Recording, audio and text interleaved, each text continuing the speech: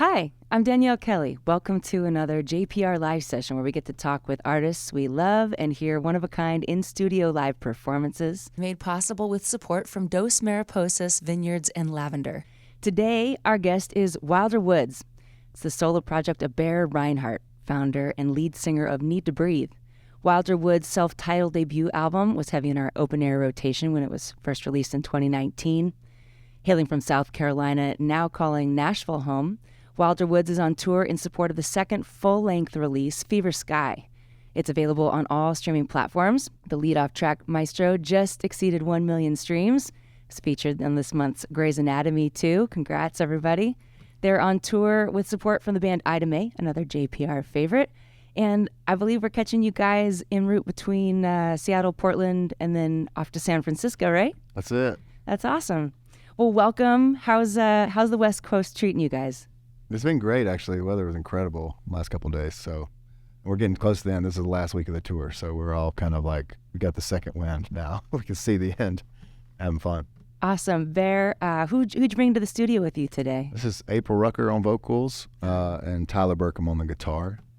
Just want to tell the listeners they're in for such a beautiful harmony treat. Warming up, it was just giving us all chills. So welcome so much. I'm just so excited. Maybe we should just start with some music. Do you guys want to I love it. Kick it off with a tune? Do it. Yeah, what do you want to play first? This one's called Heartland.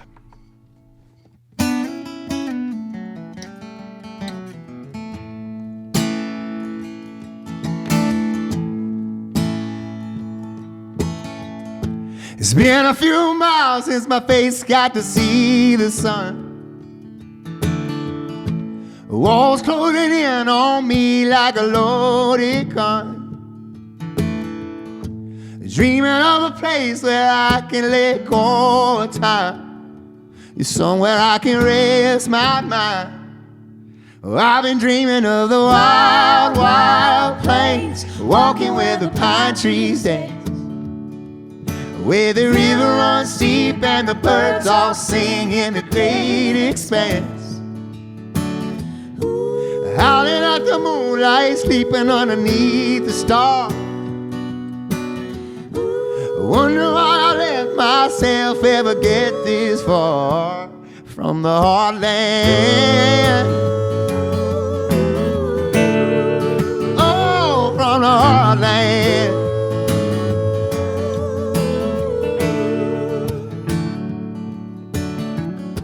Wanna watch the going down and the rising up, stretching my arms out, laughing with the ones I love. Oh, before I slow down, trying to beat the middle class rush. Somehow we never get enough, 'cause I've been dreaming of the wild, wild plains, walking where the pine trees dance, where the river runs deep and the birds all sing in the great expanse. Howling at the moonlight, sleeping underneath the stars. Wonder why I let myself ever get this far from the heartland. Yeah, from the heartland.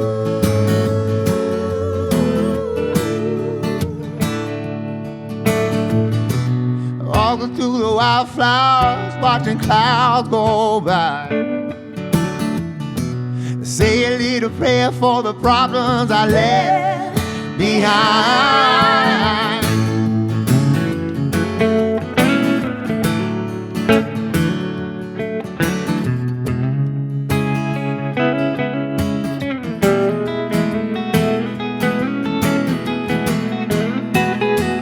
I've been dreaming of the wild, wild plains, walking where the pine trees dance, where the river runs deep and the birds all sing in the great expanse.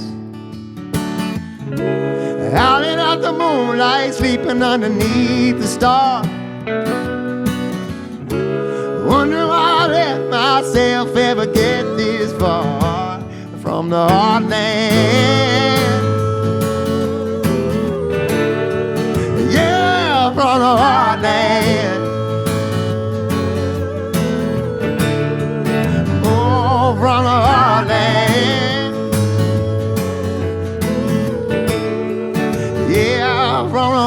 plane.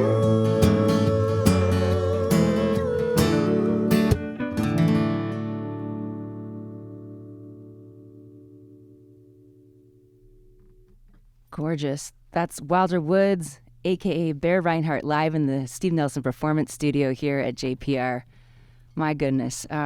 So Wilder Woods is your solo project, and that debuted in 2019. And before that, you'd been playing for the better part of 20 years as the founder and frontman of Needtobreathe. Yeah. I was just curious what, I'm sure there's a million reasons, but what was the impetus for branching off into a solo career?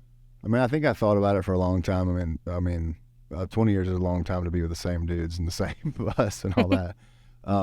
But it was about timing in some ways. There was some breaks around the COVID stuff, and then I moved to Nashville about 5 years ago. Did you need to breathe? I did, exactly. You got it. Got that in there. Yeah, and it was really fun, especially that first one. Just like I wanted to collaborate with more people that I met in town when I moved to Nashville, and other writers and that kind of thing, and then sort of fell in love with doing it, and I haven't stopped writing for it. Like I feel like the next record will be sooner than later, and it's been fun. It's definitely different. Not quite as much of a democracy as the band stuff is, you know, and also just like when you start a big project like the Needtobreathe thing, like it's been so long, it's a big machine. It's hard to turn quickly, and I was writing some songs that I felt like that I loved, but I knew that the Needtobreathe audience wouldn't, you know what I mean? So it felt like there was a little bit of a space, like let's maybe explore that a little bit and see where that takes us, and it feels like that to me. That's what the Wilder Woods project is. And you had family dynamics in that band too, right? You have a brother in that band, Bo? Yeah, Mm-hmm. yeah. He's been out of the band now for, I guess, 4 or 5 years maybe. Uh-huh. So, but yeah, which, makes it tough, just like all the other brother bands in the world, But in the same way, it's also beautiful because you get to experience really cool things together, But yeah, it's actually, the Needtobreathe thing's going strong too right now. Like we're working on a new record, so it feels. I feel very thankful to have 2 like band camps that are very like the culture is great and we're enjoying what we do, and everybody's having fun here for the right reasons. Oh, great. You've got some incredible musicians with you here today. How do you go about when you have such a strong, tight-knit, group for so long? How did you go about putting together people to support you on this? It was interesting. Honestly, it's been obviously one of certain places I already knew, some guys that played on the record and those kind of things, and then really this one was very last minute. It was like we weren't sure we were going to tour, and then once the record it was coming out, and we're going to do it. So yeah, it's a mixed bag of people. Steve Gould playing drums, who I knew from playing. He'd played with Matt Carney, who had toured with Needtobreathe back in the day. So then I guess Ty Bailey was a new one. He's a piano player. April came highly recommended, and she's blown us away on this tour because she's not just a great voice, but a killer entertainer as well, which is hugely helpful in this thing. So I think I was looking for people who love the music, you know what I mean? And so I would say, I tell people in the shows even, it's like this band is much bigger than the venues that we're playing, and they're not here because they're getting rich. They're here because they like the music and they enjoy the time, and that's a really good feeling, you know what I mean? To have that behind you, kind of going into these places. Oh yeah. So timing for you the last few years has been really interesting. It seems like you released just in the well of the wave of COVID. I'd love to hear what touring was like. And then this next album that you've just released, sort of, I don't want to jinx anything, but we're kind of in the aftermath of and beyond the pandemic. What has the difference been? I imagine this has been a crazy, like a hugely different experience for producing, releasing, touring. Whatever. Yes, it was definitely weird, obviously, being forced to go home. That's the first time in 20 years I had been off the road, so that was like a new thing to me. You were out on tour, it happened, you had to go back home. Yeah, wow. and then there was just like this uncertainty of the future and all that, and I think I really fell back in love with music in a way. Like, it's not that I didn't enjoy it, but I was, I found this like real joy about going in the studio every day, and so I probably wrote 100 songs maybe during that time at home, and just and I would finish one a day, like all the way through.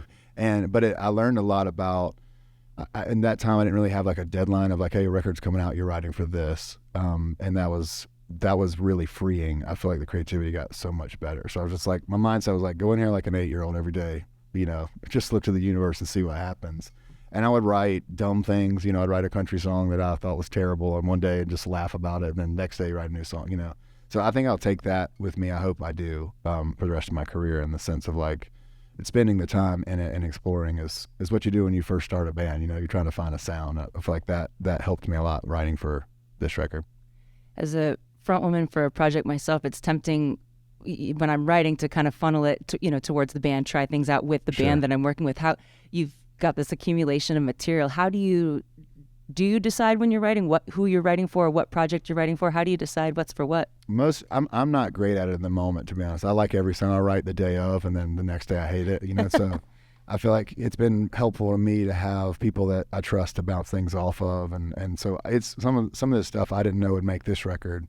I wrote a year or so before even thinking about putting this record out. So I'm just kind of feeling it out, letting it come where it comes. And then with Heartland, the song we just played, that was the night before the record was over. We were mixing the record, and Tyler started playing a guitar part, and I was like, well, it'd be cool if we had a song like this, like a more sort of, Americana thing, rootsy thing. And the producer was like, well, go home, write it tonight, we can cut it tomorrow. And so that's what we did, literally. Just, so I'm, thankful that songs like that made it on the record. Kind of gives it a different shape of like, this was really present when it happened. Interesting. Well, we'd love to hear another Wilder Woods tune. Yeah. What do you want to play for us next? We're going to play Maestro.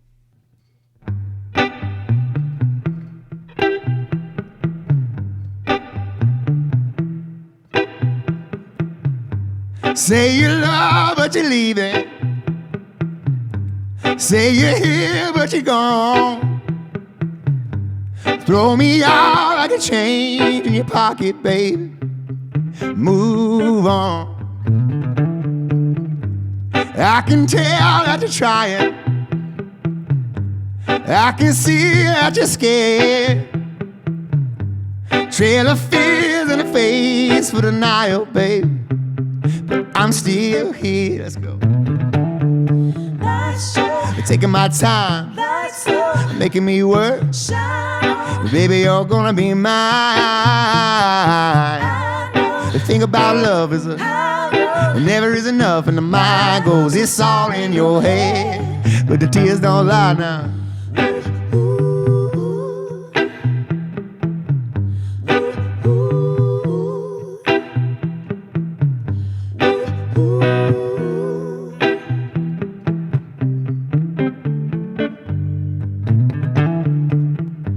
Cashing out on a feeling,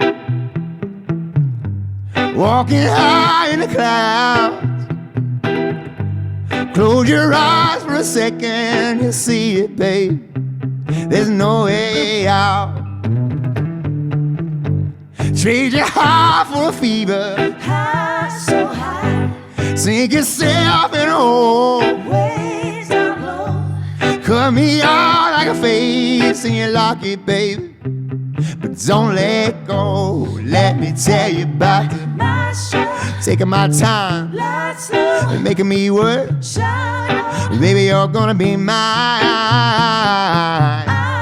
The thing about love is it never is enough, and the mind goes, it's all in your head, but the tears don't lie now.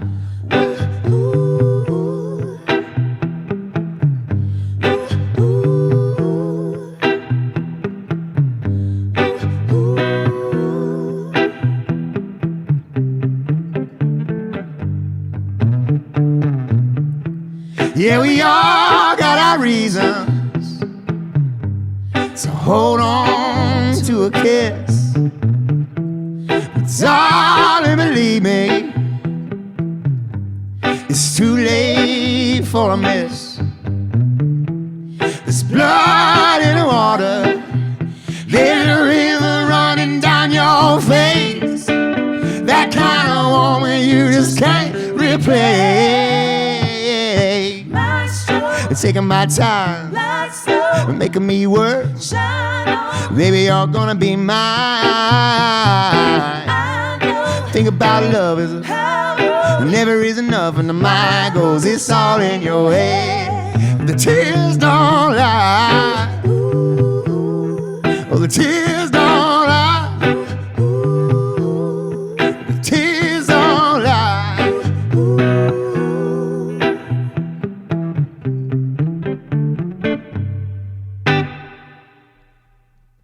Wilder Woods live at JPR with Maestro from the new record Fever Sky. I think that's a lead-off track, right? Yeah. Beautiful.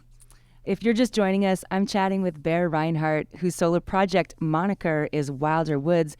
And I'm pretty sure I know the answer to this, but I just want to ask you for our listeners because I think it's so sweet where the name Wilder Woods came from. Yeah, it's the name of my two oldest sons. I have a third one now who wasn't born when I named it, so he's pissed. What's his name? His name's Waters. We'll have to do an album. Right, and I did write a note in this record in the Fever Sky on the inside of the vinyl jacket to him. But yeah, it's you know, it's interesting. I tell the story live a lot, but I when I was a kid, I went down to my basement and found a record, and my dad was on the record cover of it.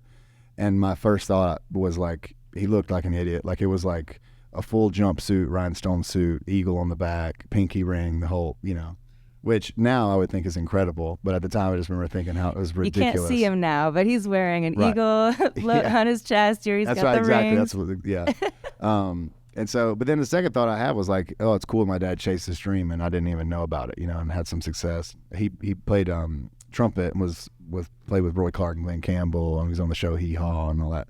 So, and that was like a person I didn't even know. So there's a part of it for me, songs I've written for the boys. Like, not that I think that they're gonna like the record, I think it's cool or whatever, but just they'll see in the lyrics, hopefully, when they're older, you know, like their dad was thinking about them, cared about them. And so, yeah, some of the songs, the one we're going to play next, definitely is written to them in a lot of ways. Oh, that's so sweet. This may be a crazy question, but are they on tour with you? They're not. No, we bring them one at a time. The Wilder and Woods did come to their first show on this tour. We did Atlanta, and they came out, and one of them made it through it. The other slept the whole time. So That's fair. Well, you've shared publicly that as an artist, you've sort of recalibrated your priorities a little bit towards family life and well-being. Which in our society's grind culture and specifically in the music industry, it's being so highly competitive, that's really refreshing and interesting to hear from an artist and, you know, talking about this kind of balance. Yeah, I'd love to hear like how that shift has been going for you. Yeah, I still work a ton. I feel like, you know, but it is a matter of like, you start to realize after you've done this so long, like this year is not going to be the year that does it or doesn't do it, you know? You have that mentality when you first become an artist of like, well, I'll do this for a couple months and see if it, you know, until it craps out and then that's it, you know what I mean? And so that gets longer and longer. Then you go, whoa, the next 10 years I'm probably going to be doing this, you know? Yeah. And so I think that's really a big part of like, you know, is sort of trying to manage expectations, you know, of the family at home, like how much I'm going to be there and how I can be involved and teaching the kids about what I do, which is a tough part of it. But I do find like the healthier, more rested, the better the family life is, and the better the music is. I mean, that's no question to me. And we say it the same way with the guys, like bring your, you know, if your wife wants to come out or whatever, bring them on the bus and like, let's make sure if family's okay, then we're okay. So yeah, it just changes that. And I think early on in my career, success, if you'd ask me like, you know, will you cut your arm off for success? I've been like, take it. You know, like I was that sort of losing my mind over night to night, like it was life and death. And I know now that that's just not true. You know what I mean? Yeah. And so I feel like there's a little bit of a pressure off. We still care a lot and you prepare a lot. But at the same time, you can't control the outcomes of those things and who's going to buy these records and who isn't. Right. Just make the best stuff you can. And have you seen your creative process or you've seen your outcomes sort of respond to that in a positive way? I think so. I think I really feel like I've become much more prolific during, you know, thinking in that way of just like, I don't know when this record's going to come out and I'm not going to push the timeline and whatever. And I just end up, you know, I still have that process though when I'm at home where I go to work. I'm not one of those wait on inspiration people.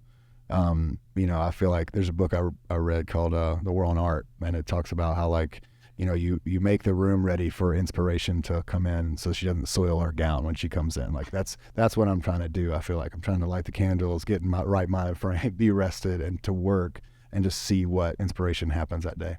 Beautiful. I think that vibe and that work that you're doing is really apparent on the energy of this new album. So thank you. It's beautiful. Here's a throwback question for those of our listeners who aren't familiar with Need to Breathe. What's and I know that was a while ago. So what was the origin of Need to Breathe and how did that come about? Was that musical background? I mean, redneck kids really. We were I was from a town, me and my brother from a town called Possum Kingdom, South Carolina. There's about 100 people, one stop sign, a country store kind of thing. So even growing up, like we just didn't have any bands around us that were doing it. We knew nothing. So we made every mistake possible and just kept doing it. And kind of like we drew a circle around where we lived. It was like a 6-hour radius. Like we got to dominate the clubs in this area, you know, like, and just kind of, that thing got bigger and bigger.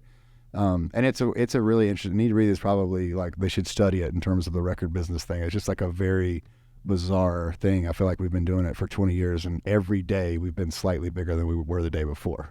There's not been like this massive bump of this one thing that happened and everything, you know, which is really cool because it creates a career where, you know, nobody's just at the show because they're waiting on the one song at the end of the night. You know, like they sing the first one as loud as they do the last. Sure. And yeah, I'm really thankful for that. Well, you've mentioned you're writing for both projects. The Needtobreathe is very much still breathing. Yeah. Out of Body just came out a year or two ago. So how do you, what does that look like? I mean, having one musical career is a lot, like you said, for anybody, but how do you balance that? We're still figuring that out, to be honest with you. It's such a moving target. So many the way a record, and like even right now, like vinyl, you know, 6 months out or whatever. So you got to turn that record in 6 months out before it comes out. So it's changed the way the scheduling and all that thing. It's been difficult, but at the same time, it's the band is Needtobreathe is in such a big spot touring wise. It's bigger than most people realize in terms of that. And so like we can go out into arenas and sheds and play 50, 60 shows a year. That's enough, you know. Uh-huh. So I think that's where the room for this Wilderwoods project is. And yeah, it'll be interesting to see. It's just like, you know, now we're starting to get festival offers about Wilderwoods, and the next day I've got a Needtobreathe one, you know. So that's kind of, yeah, it's a little bit insane, but I'm figuring it out. Great problems. Yeah, Problems to have as an artist. Well, I think we have time for another song. What would you like to play for your third? Yeah, this is called Make Your Own Mistakes, and it's wrote it after a game I play with my boys when I'm putting them to bed. And the game is they pick an age between 5 and 40, and whichever age they pick, I have to tell them a story about my life from that age. And now they know all the stories, and I joke all the time. It's like their favorite, if you know boys, they're just I crap my pants in college, and they're like pretty big into that story, very proud of it, more than all the others. But of course. I think the feeling of it's about staying kids forever. Hopefully I'm one forever, and hopefully all of you listening are too. This is called Make Your Own Mistakes.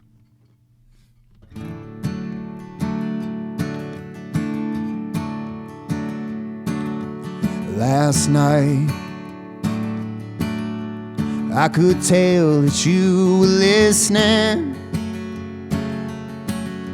I could tell that you were wishing you were older, and it breaks my heart. Oh, 'cause I hope you can find a way of living. You can find your own forgiveness, so when you fall, you don't fall far.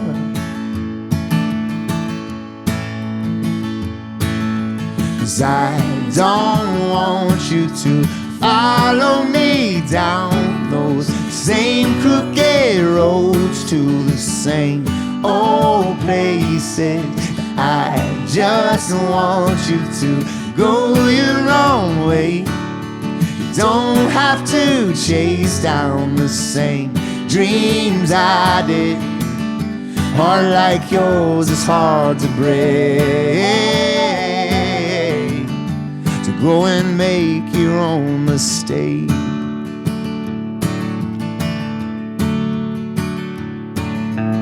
Last night I was painting you a picture.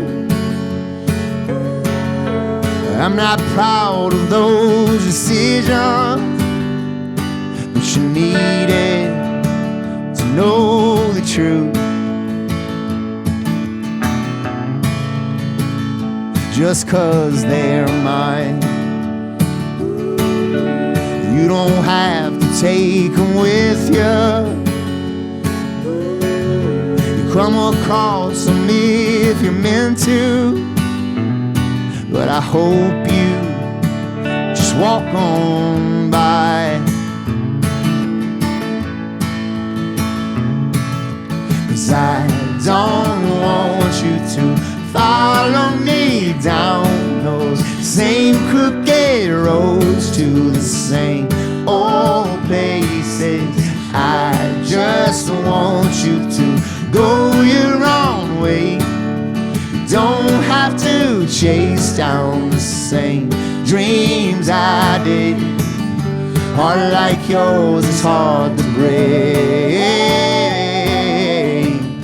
So go and make your own mistake. 1, 2,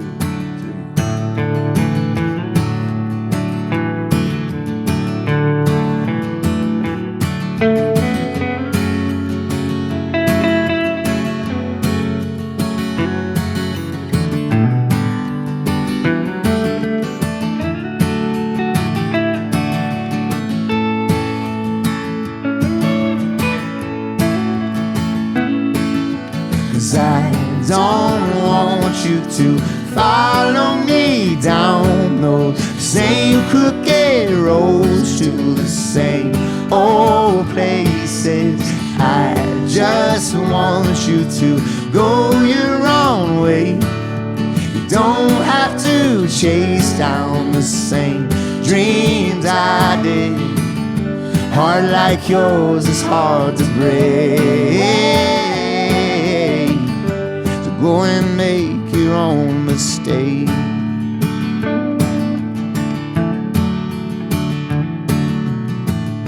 Heart like yours is hard to break.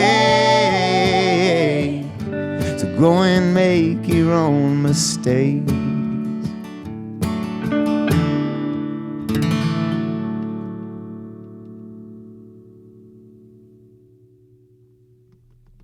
Wilder Woods live at Jefferson Public Radio from their new album, Fever Sky. Thank you so much. Really appreciate you all taking the time off of tour to come and chat with us. Of course, and play thanks for some of having your us. songs. Say hi to May for us. I hope that that's going great, and we really look forward to what comes next Thank you. on the new horizon. Don't be strangers. Come say hi again next time you come through the West Coast. Find Wilder Woods tour schedule at imwilderwoods.com.